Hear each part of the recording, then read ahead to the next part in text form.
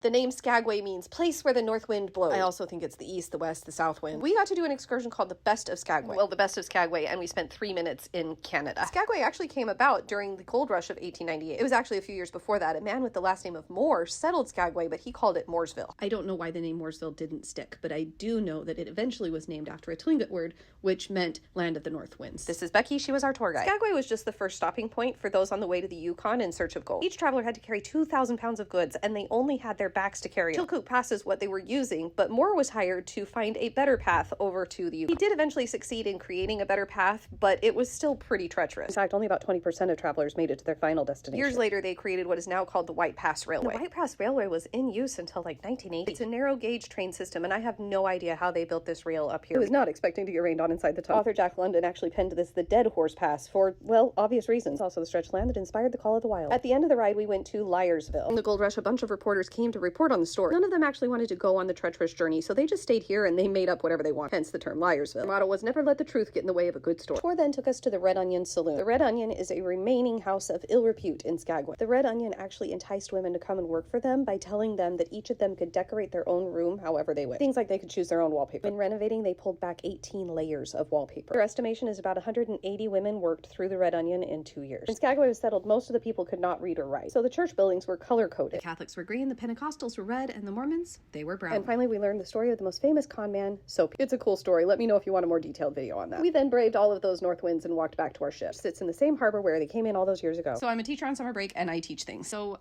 what should we learn about next?